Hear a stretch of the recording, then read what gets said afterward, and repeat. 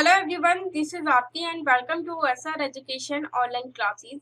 Guys, आज की class में हम लोग जो डिस्कस करने वाले हैं वो अपनी पेडागोजी की हम लोग स्पेशल क्लास को डिस्कस करें 2021 में।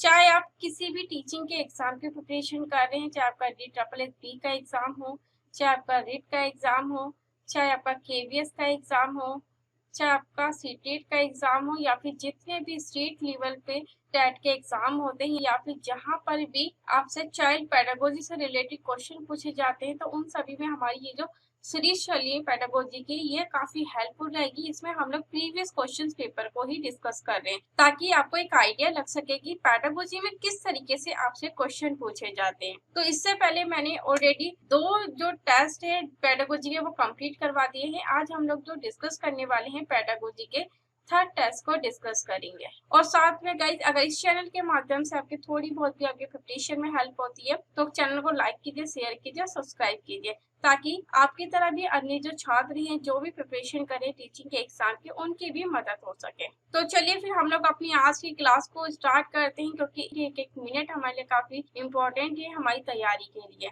तो चलिए क्वेश्चन नंबर 71 को हम लोग डिस्कस करते हैं। निम्नलिखित में से कौन सा NCERT 2005 के अनुसार EVS पाठ्यक्रम में सुझाए गए 6 विषयों में से एक है। तो आपको बताना कि EVS के अंदर जो पाठ्यक्रम है उसमें 6 विषयों में से कौन सा एक है, और 3 हमारे गलत है, एक हमारा इसमें राइट आंसर है। जो राइट ऑप्शन है उसका आपको आंसर करना है। ऑप्शन फर्स्ट में क्या है? पदार्थ। ऑप्शन सेकंड में क्या है? प्राकृतिक संसाधन। ऑप्शन थर्ड में क्या है? चीजें जो हम बनाते हैं और करते हैं, या चीजें जैसे काम करती है। तो गाइस, इसका राइट आंसर रहेगा ऑप्शन नंबर थर्ड रहेगा हमारा, चीजें जो हम बनाते हैं और करते हैं। तो इस चीज का आपको ध्यान रखना है। देखिए, आपसे थीम से रिलेटेड या उप थीम से रिलेटेड भी आपसे क्वेश्चंस पूछे जा सकते हैं। तो आपको क्या करना है, 3rd to 5th क्लास में जो भी थीम दे रखी है या उप थीम दे रखी है उसको भी आपको पढ़ना है। चलिए अगले क्वेश्चन को हम लोग डिस्कस करते हैं। क्वेश्चन नंबर 72 को डिस्कस करते हैं। उपाख्यान अभिलेखों में क्या नहीं दर्ज करना चाहिए, यानी कि एनेक्डोटल रिपोर्ट्स के अंदर क्या चीज हमें नहीं दर्ज करनी चाहिए। ऑप्शन फर्स्ट का मुख्य रूप से समस्याग्रस्त स्थितियों की पहचान करना, या ऑप्शन सेकंड रहेगा यानी कि बी में का है जो स्टेटमेंट आपकी निर्णय वाले कथनों को लिखना, या आपकी सी स्टेटमेंट में का है मजबूतियों और कमजोरियों की पहचान करना, या आपकी स्टेटमेंट डी रहेगी बच्चे की रुचियों और संबंधों आदि की पहचान करना। तो ऑप्शन जो दे रखे गाइस आपको, फर्स्ट में का है ए और बी स्टेटमेंट करेक्ट है, सेकंड ऑप्शन में का है सी और डी स्टेटमेंट करेक्ट है, या ऑप्शन थर्ड में का है ए बी और सी स्टेटमेंट करेक्ट है, या ऑप्शन फोर में का है ए सी और डी स्टेटमेंट आपकी करेक्ट है। तो गाइस, इसका राइट आंसर रहेगा हमारा ऑप्शन नंबर फर्स्ट रहेगा, ए और जो बी स्टेटमेंट आपकी दे रखी है वो हमारी करेक्ट रहेगी। ए में क्या कहा है? मुख्य रूप से समस्याग्रस्त स्थितियों की पहचान करना, कि बच्चों को सीखने में कहाँ पे समस्या आ रही है, उनकी समस्याओं को आपको क्या करना है, पहचान करना है। और उसके बाद बी ऑप्शन में का है निर्णय वाले कथनों को लिखना। तो ये हमारी जो एनेक्डोटल रिकॉर्ड्स के अंदर ये चीजें हमें शामिल नहीं करना चाहिए। तो इस चीज का आपको ध्यान रखना है। बाकी मजबूती और कमजोरियों की पहचान करनी चाहिए छात्रों की, कि हमें पता लग सके कि कौन से सब्जेक्ट में छात्र अच्छे हैं और किस सब्जेक्ट में उन्हें समझने में परेशानी हो रही है। और डी ऑप्शन में जो दे रखा है बच्चे की रुचियों और संबंधों आदि की भी हमें पहचान करनी चाहिए, कि बच्चे का किस चीज में ज्यादा इंटरेस्ट है। तो यहाँ पे हमारा जो राइट आंसर रहेगा ऑप्शन नंबर फर्स्ट रहेगा, ए और बी जो स्टेटमेंट है वो हमारी इनकरेक्ट है। चलिए अगले क्वेश्चन को डिस्कस करते हैं। क्वेश्चन नंबर 73, आप एक एकीकृत EVS कक्षा के लिए कैसे योजना बनाएंगे, यानी कि इंटीग्रेटेड EVS क्लासरूम है उसके लिए आप लोग किस तरीके की प्लानिंग करेंगे, किस तरीके की योजना बनाएंगे ताकि सभी बच्चे क्लास में पढ़ सके। ऑप्शन फर्स्ट में कहा एक पाठ में 2 या अधिक विषय क्षेत्रों को मिलाएंगे, या ऑप्शन सेकंड है अलग योजनाओं में सभी विषयों को अलग करेंगे, या ऑप्शन थर्ड है विज्ञान और सामाजिक विज्ञान के लिए अलग अलग अध्यापकों का प्रबंध करेंगे, या ऑप्शन फोर रहेगा पर्यावरण विज्ञान के लिए अलग अध्यापक का प्रबंध करेंगे। तो गाइस, इसका राइट आंसर रहेगा ऑप्शन नंबर हमारा फर्स्ट रहेगा, एक पाठ में 2 या अधिक विषय क्षेत्रों को मिलाएंगे ताकि क्लास में सभी छात्र एक साथ पढ़ सके। इसमें आपके सामान्य छात्र भी होंगे और इसमें आपके विशिष्ट छात्र भी होंगे। तो आपको सभी छात्रों को एक साथ पढ़ाना है, तो आप लोग इंटीग्रेटेड अप्रोच के साथ पढ़ाएंगे। तो इस चीज का आपको ध्यान रखना है। चलिए अगले क्वेश्चन को हम लोग डिस्कस करते हैं। Question number 74। पुनीत ने अपनी कक्षा 5 के शिक्षार्थियों को मानव शरीर की एक रूपरेखा दी और उन्हें भोजन विषय पढ़ाने से पहले पाचन तंत्र बनाने को कहा। तो पुनीत क्या चाहता है, यानी कि पुनीत के द्वारा ऐसा क्यों कहा गया है कि बच्चों को पढ़ाने से पहले पाचन तंत्र का चित्र बनाने के लिए कहा। तो इसके पीछे का आपको कारण बताने या इसके पीछे का उद्देश्य बताने की पुनीत का उद्देश्य क्या है बच्चों से पाचन तंत्र का चित्र बनाने के लिए। ऑप्शन फर्स्ट में कहा परीक्षण करना कि शिक्षार्थी नामांकित आरेख बना सकता है। या ऑप्शन सेकंड रहेगा पाचन से संबंधित शिक्षार्थियों के विचारों को प्राप्त करना।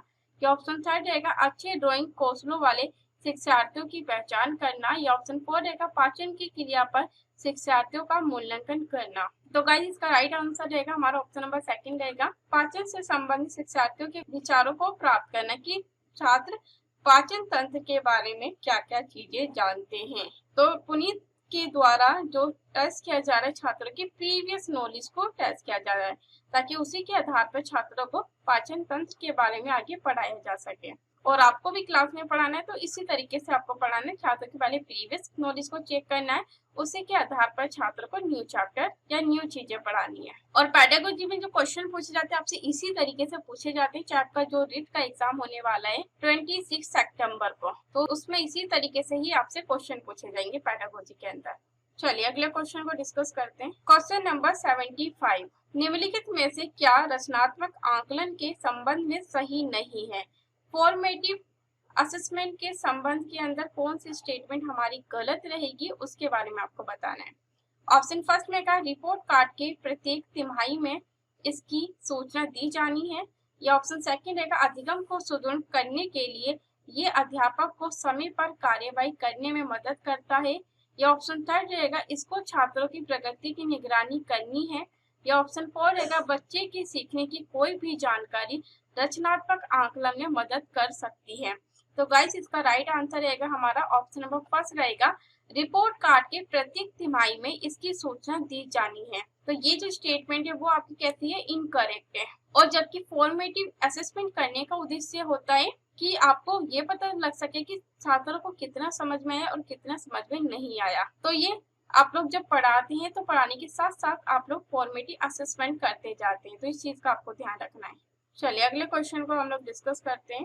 Question number 76। समिता अपने शिक्षार्थियों को कार्य से संबंधित लैंगिक विषमता और रूढ़िवादी छवियों के प्रति संवेदनशील करना चाहती है। समिता को निम्नलिखित में से अपनी कक्षा में क्या करना चाहिए, मतलब कौन सा उपाय अपनाना चाहिए या कौन सी विधि का प्रयोग करना चाहिए। ऑप्शन फर्स्ट में कहा रूढ़िवादी मॉडलों को छात्रों को प्रस्तुत करें।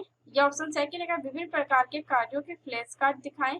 या ऑप्शन थर्ड रहेगा केवल लड़कों से प्रतिदिन कक्षा को साफ करने को कहें। या ऑप्शन 4 रहेगा एक छात्र की मां को कक्षा में आमंत्रित करें जो ऑटो चालक है।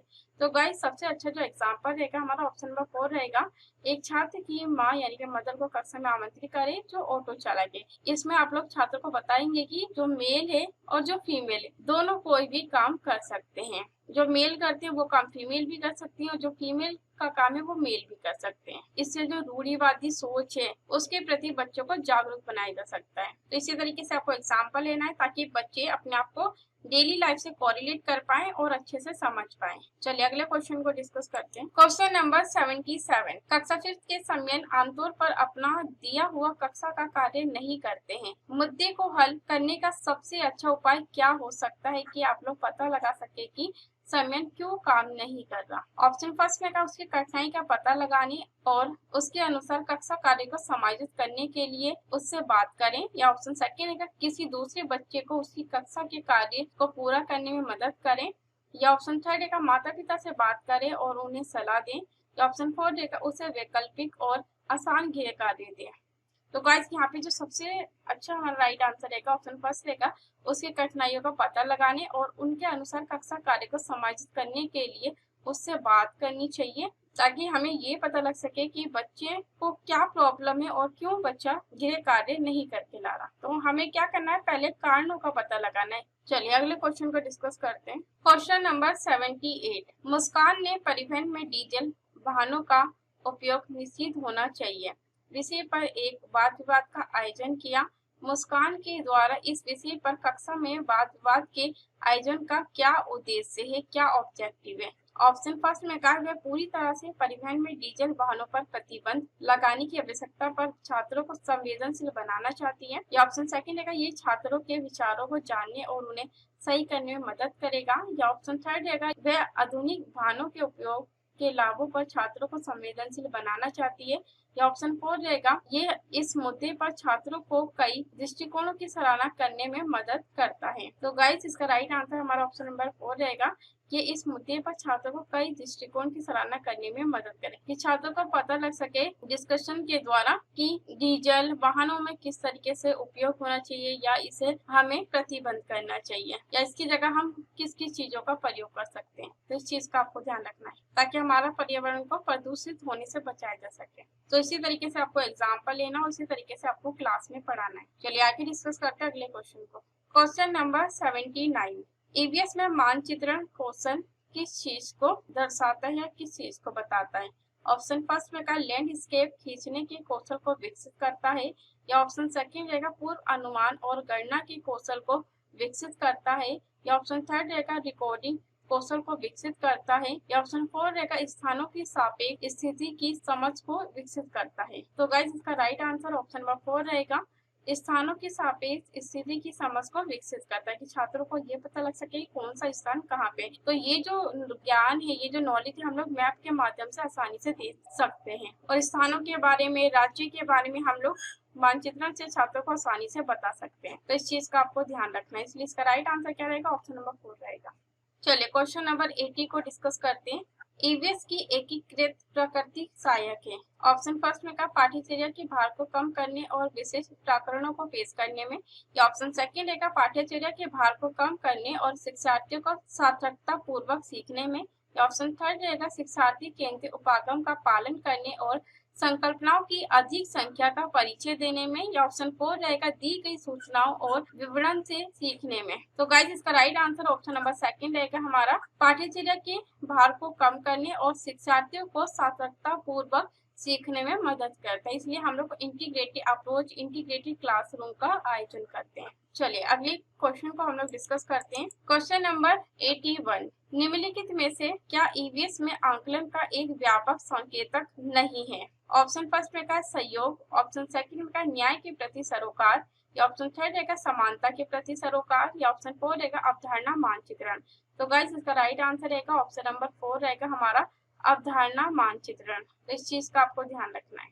चलिए क्वेश्चन नंबर 83 को हम लोग डिस्कस करते हैं। अपनी कक्षा में 50 से अधिक छात्रों के साथ वाणी उन्हें एक ऐसी गतिविधि में जोड़ना चाहती है जिसमें सीखने को बढ़ाने के लिए अधिकतम संख्या में इंद्रियां शामिल हो। निम्न में से कौन सा क्रियाकलाप उपरोक्त कार्य के लिए ठीक होगा, यानी कि कौन सा क्रियाकलाप हमें आयोजन करना चाहिए जिससे कि बच्चों की सारी इंद्रियां शामिल हो सके और बच्चे आसानी से सीख पाए। ऑप्शन फर्स्ट में क्या है, कौशलों के प्रदर्शन के लिए समुदाय से संदर्भ व्यक्तियों को आमंत्रित करना। या ऑप्शन सेकंड रहेगा समूह चर्चा को प्रोत्साहित करना। या ऑप्शन थर्ड रहेगा उचित ए बी साधन के लिए स्मार्ट कक्ष का उपयोग करना। या ऑप्शन फोर रहेगा नजदीक के स्थान के लिए क्षेत्र भ्रमण का आयोजन करना। सबसे अच्छा जो हमारा क्रियाकलाप रहेगा वो ऑप्शन नंबर फोर में रहेगा, नजदीक के स्थान के लिए क्षेत्र भ्रमण का आयोजन करना। यानी कि जितना आप लोग छात्रों को फील्ड ट्रिप पे या क्षेत्र भ्रमण पे ले जाते हैं, इससे छात्र जो भी चीज होती है उसे अच्छे से समझ भी पाते हैं और अपनी डेली लाइफ से उसे जोड़ भी पाते हैं और बच्चे यहाँ पे चीजों को देखते डायरेक्ट एक्सपीरियंस भी करते हैं। तो इसलिए हम लोगों को समय समय पे छात्रों को क्षेत्र भ्रमण पर भी लेके जाते रहना चाहिए। तो इसी तरीके से आपसे पेडागोजी में क्वेश्चन पूछे जाते हैं, तो आपको ध्यान रखना है कि आपको किस तरीके से सॉल्व करना है। चलिए क्वेश्चन नंबर 84 को हम लोग डिस्कस करते हैं। इकरा अपने शिक्षार्थियों को ईवीएस में समाचार पत्रों और पत्रिकाओं को पढ़ने के लिए क्यों प्रोत्साहित करती है। ऑप्शन फर्स्ट में का ये मनोरंजक साधन उपलब्ध है। या ऑप्शन सेकंड रहेगा ये शिक्षार्थियों को उनके अपने संसार से जुड़ने में सहायता करते हैं। या ऑप्शन थर्ड रहेगा ये शिक्षार्थियों को स्वतंत्र बनाने में सहायता करते हैं। या ऑप्शन फोर रहेगा ये शिक्षार्थियों को प्रतिस्पर्धी बनाते हैं। तो गाइस इसका राइट आंसर रहेगा हमारा ऑप्शन नंबर सेकंड रहेगा, ये शिक्षार्थियों को उनके अपने संसार से जुड़ने में सहायता करते हैं ताकि बच्चों को पता लग सके कि उनके संसार में, उनके देश में क्या क्या चीजें हो रही है। तो इसलिए विद्यालय के अंदर ही बच्चों के अंदर समाचार पत्र पत्रिकाओं को पढ़ने के कौशल भी विकसित करते रहना चाहिए और बच्चों के इंटरेस्ट भी डेवलप करते रहना चाहिए ऐसी चीजों को पढ़ने के लिए। चलिए अगले क्वेश्चन को डिस्कस करते हैं। क्वेश्चन नंबर 85, पर्यावरण अध्ययन में प्रश्न करने को एक युक्ति के रूप में उपयोग किया जाता है। क्यों अध्यापक के द्वारा पर्यावरण अध्ययन के अंदर छात्रों से प्रश्न पूछे जाते हैं और प्रश्न पूछने का क्या उद्देश्य रहता है, इसके बारे में आपको बताना है। ऑप्शन फर्स्ट में का अनुशासन को बनाए रखने के लिए, ऑप्शन सेकंड में का छात्रों का जो ध्यान है वो खींचने के लिए, या ऑप्शन थर्ड रहेगा नियमों के पालन को बढ़ावा देने के लिए, ऑप्शन फोर रहेगा कक्षा कक्ष में जिज्ञासा को बढ़ाने के लिए। तो गाइस इसका राइट आंसर रहेगा ऑप्शन नंबर फोर रहेगा, कक्षा कक्ष में जिज्ञासा को बढ़ाने के लिए ही अध्यापक के द्वारा, चाहे वो ईवीएस हो, चाहे मैथ्स हो, चाहे हिंदी हो, इंग्लिश हो या कोई भी विषय हो, वो इसीलिए क्वेश्चन पूछते हैं ताकि छात्रों की जिज्ञासा बढ़ सके। इसलिए हमें छात्रों से क्लास में क्वेश्चन भी पूछते रहना चाहिए पढ़ाते पढ़ाते। तो इस चीज का आपको ध्यान रखना है। तो गाइस ये हमारे ईवीएस के कुछ क्वेश्चन थे जो हम लोगों ने डिस्कस किए थे। चाहे आप किसी भी टीचिंग के एग्जाम की प्रिपरेशन करें, चाहे आपका रिट का जो एग्जाम है 26 को होने वाला है आपका, उसमें भी आपकी हेल्प रहेगी। ये पेडागोजी 2021 की सीरीज आपके DSSB के एग्जाम के लिए हेल्पफुल रहेगी, आपके KVS के एग्जाम के लिए हेल्पफुल रहेगी, आपके सीटेट के एग्जाम के लिए भी हेल्पफुल रहेगी। तो इस चीज का आपको ध्यान रखना है और आपको आइडिया भी हो गया होगा कि किस तरीके से ईवीएस में क्वेश्चन पूछे जाते हैं और आप लोग किस तरीके से सही आंसर दे पाए। तो आज की क्लास को यही समाप्त करते हैं। तो थैंक यू सो मच आज की क्लास के लिए।